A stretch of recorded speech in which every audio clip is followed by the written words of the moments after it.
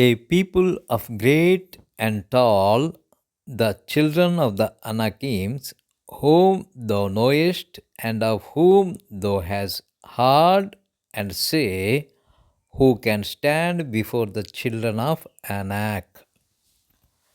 ఆ ప్రజలు గొప్పవారు, ఉన్నత దేహులు. వారు నీవు ఎరిగిన అనాకీల వంశస్థులు. అనాకీల ఎదుట ఎవరు నిలువగలరు అను మాట నీవు వింటివి కదా.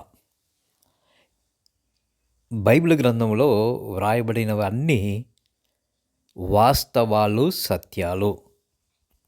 ఇక్కడ ఇశ్రాయేలీలు చూసినటువంటి అనాకీల వంశస్థులు చాలా పొడుగుగా ఉన్నట్లుగా గమనిస్తాం.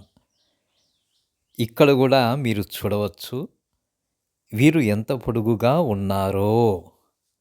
సో పొడుగైన మనుషులు నాడు ఉన్నారు. వారిని చూసి ఇశ్రాయేలీలు మా కంటికి మేము మిడతల వలె ఉంటిమి అని అంటారు. ఆ విధంగా పొడుగైన వారు ఆనాడు ఉన్నారు. ఈనాడు కూడా మనం అడపాదడప అక్కడక్కడ చూస్తూ ఉంటాము. బైబిల్ గ్రంథములో ఉపమానాలు తప్పించి మిగిలినవన్నీ వాస్తవాలు.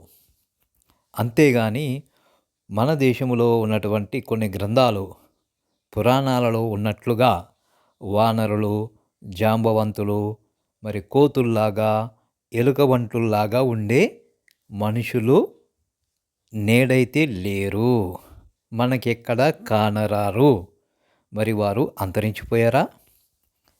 చిత్రం ఏమిటంటే వారు వానరుల్లాగా, అంటే కోతుల్లాగా, ఎలుకబంటుల్లాగా మగవారు కనబడితే వారి స్త్రీలు మాత్రం నార్మల్ మహిళలలాగానే కనబడుతూ ఉంటారు. చిత్రంగా లేదు? అవన్నీ వాస్తవాలంటారా, లేక కల్పిత కథలు అంటారా? ఎందుకంటే నేడు ఆ సంతతి లేదు. బైబిల్ గ్రంథంలో పొడుగైన వ్యక్తులు ఉన్నారని చదివినప్పుడు వారు ఎంత పొడుగు ఉంటారో అని అనుకునేవాడిని. ఇదిగో ఇక్కడ మనుషులను చూసినప్పుడు ఓహో, వారు కూడా ఈ విధంగా పొడుగ్గా ఉండేవారు. మహా అయితే ఇంకా ఒక ఫీటు ఉండవచ్చేమో. చాలా ఆశ్చర్యం కదా.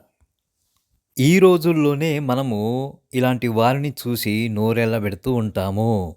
ఇశ్రాయేలీలు ఎంత ఆశ్చర్యపోయి ఉంటారో కదా.